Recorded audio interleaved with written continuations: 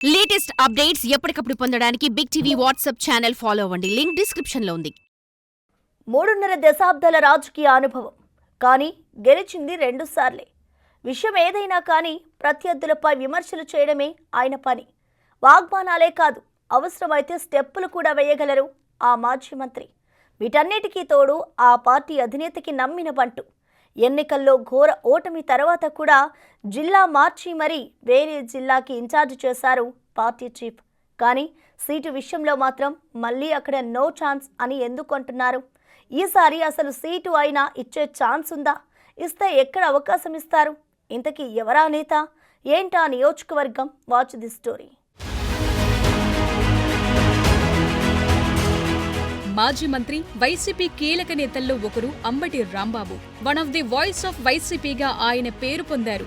అప్పట్లో టీడీపీ అధినేత చంద్రబాబు నాయుడు, జనసేనాని పవన్ కళ్యాణ్లతో పాటు విపక్ష నేతల్ని తిట్టటమే పనిగా పెట్టుకుని వైసీపీ అధినేత మాజీ సీఎం జగన్ కి నమ్మిన బంటుగా మారారు. అసెంబ్లీలోనూ బయట నాటి విపక్షాలపై ధ్వజమెత్తటమే పనిగా పెట్టుకుని వైసీపీ అధికారంలో ఉన్న చివరి 2 ఏళ్లలో కేబినెట్ బెర్త్ దక్కించుకోగలిగారు. అధికారం కోల్పోయిన తరువాత కూడా చింత చచ్చినా పులుపు చావదు అన్నట్లు ప్రభుత్వాన్ని విమర్శించటమే టార్గెట్ గా పెట్టుకుని విషయం ఏదైనా కానీ సర్కార్ని టార్గెట్ చేయటమే పనిగా పెట్టుకున్నారు.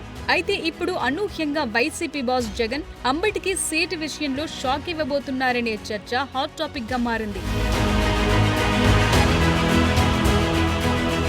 అంబటి రాంబాబు నీచుడు, శవాల మీద పేలాలేరుకు తినే వ్యక్తి.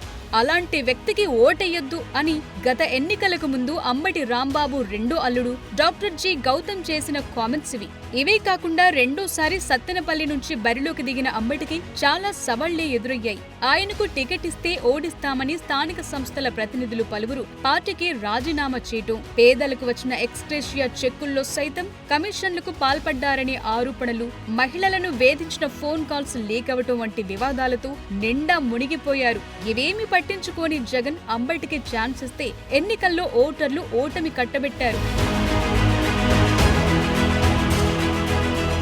ఇక ఎన్నికల్లో ఘోర పరాభవం తరువాత వైసీపీ అధినేతకు అత్యంత సన్నిహితులుగా ఉన్న పలువురు నాయకులు సైతం పార్టీకి గుడ్ బై చెప్పేశారు. ఇప్పటికే రాజీనామాలు, వలసల పర్వం కొనసాగుతూనే ఉంది. కానీ పలువురు నేతలు మాత్రం జగన్ను నమ్మిన బంటుల్లాగానే ఉంటున్నారు. అయితే అధికారంలో ఉన్నప్పుడు పలువురు చేసిన ఘనకార్యాలే ఇప్పుడు వారికి చిక్కులు తీసుకురాక తప్పదని పొలిటికల్ వర్గాల్లో చర్చ జరుగుతోంది. ఎన్నికల్లో వైసీపీ కేవలం 11 సీట్లకే పరిమితం కావటం జగన్ను ఆలోచనలో పడేస్తుందట. అందుకే తనకు నమ్మిన బంటుగా ఉన్న నేతలకు సైతం ఈసారి హ్యాండ్ ఇచ్చే అవకాశాలు కనిపిస్తున్నాయని అంటున్నారు. వారిలో అంబటి పేరు కూడా ఉందనే వాదనలు బలంగా వినిపిస్తున్నాయి. ఘోర పరాభవంతో దిక్కుతోచని స్థితిలో పడిపోయిన జగన్ ఉన్న నేతలనైనా కాపాడుకునేందుకు క్షేత్రస్థాయి నుంచి ప్రక్షాళన చేపట్టారు. ఈ క్రమంలోనే వైసీపీలో మార్పులు చేర్పులు చేస్తున్నారు. కొందరికి నియోజకవర్గాలు మారుస్తుంటే ఇంకొందరిని మాత్రం ఏకంగా ఒక జిల్లా నుంచి మరో జిల్లాకే మారుస్తున్నారు. ముఖ్యంగా పలువురు నేతలకు మాత్రం మళ్లీ అదే సీట్ కట్టబెట్టే ఆలోచనలో జగన్ లేరని అనుకుంటున్నారు. అందులో భాగంగానే మాజీ సీఎంకి వీర విధేయుడు, పార్టీలో సీనియర్ అయిన అంబటి రాంబాబుకు కూడా షాక్ ఇస్తున్నారనే ప్రచారం జోరందుకుంది. ఈ ఏడాది జరిగిన ఎన్నికల్లో అంబటి పోటీ చేసి భారీ ఓటమిని చూసిన సత్తెనపల్లి అసెంబ్లీ సీట్లోకి కొత్త ఇన్ఛార్జ్ను జగన్ నియమిస్తున్నారని ప్రచారం విస్తృతంగా సాగుతోంది. అంబటి రాంబాబు తన 36 ఇయర్స్ పొలిటికల్ ఇండస్ట్రీలో ఆయన ఎమ్మెల్యేగా గెలిచింది 2 సార్లే. 1988లో గుంటూరు జిల్లా Congress party legal cell convener గా పొలిటికల్ ఎంట్రీ ఇచ్చి బెయిల్ చేసిన ఆ లాయర్ ఆ మరుసటి ఏడాది అంటే 1989లో గుంటూరు జిల్లా రేపల్లె నుంచి మొట్టమొదటిసారి ఎమ్మెల్యేగా గెలిచారు. 1994, 1999 ఎన్నికల్లో పోటీ చేసి ఓడిపోయిన అంబటి వైఎస్ మరణానంతరం కాంగ్రెస్ పార్టీకి రాజీనామా చేసి వైసీపీలో చేరారు. 2014లో సత్తెనపల్లి టికెట్ దక్కించుకున్న ఆయన కోడెల శివప్రసాదరావు చేతిలో ఓడిపోయారు. 2019లో రెండోసారి ఎమ్మెల్యే అయ్యే భాగ్యం ఆయనకు దక్కింది.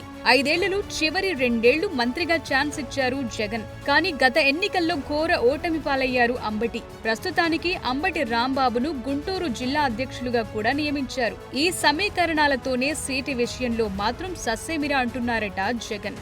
ఈ పరిస్థితుల్లోనే సత్తెనపల్లి నియోజకవర్గంలో ఈసారి బరిలో ఎవరుండే అవకాశాలున్నాయనే దానిపైన ఇప్పటికే చర్చ మొదలైంది. సత్తెనపల్లి నియోజకవర్గంలో రెడ్డి సామాజిక వర్గానికి చెందిన ఓట్లు కూడా గణనీయంగానే ఉన్నాయట.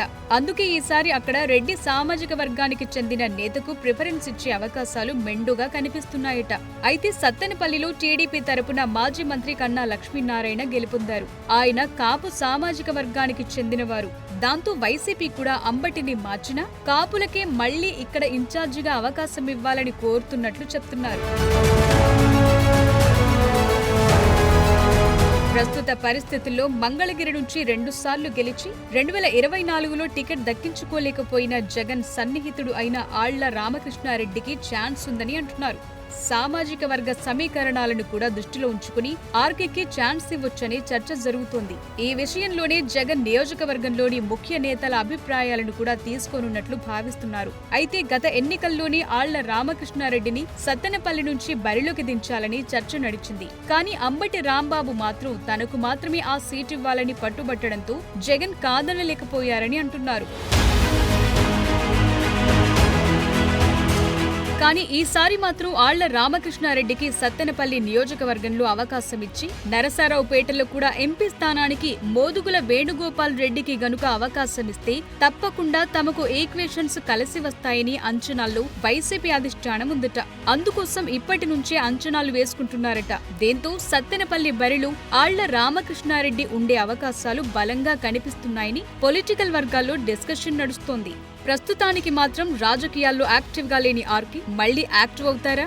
సత్తెనపల్లి నియోజకవర్గ ఇన్ఛార్జిగా బాధ్యతలు స్వీకరించడానికి ముందడుగు వేస్తారా అని అనుమానాలు వ్యక్తమవుతున్నాయి. మరోవైపు నమ్మిన బంటుగా పేరొందిన అంబటికి జగన్ ఏ న్యాయం చేస్తారు? ఒకవేళ మళ్లీ ఛాన్స్ ఇస్తే ఎక్కడిస్తారు అని కూడా చర్చ జరుగుతోంది.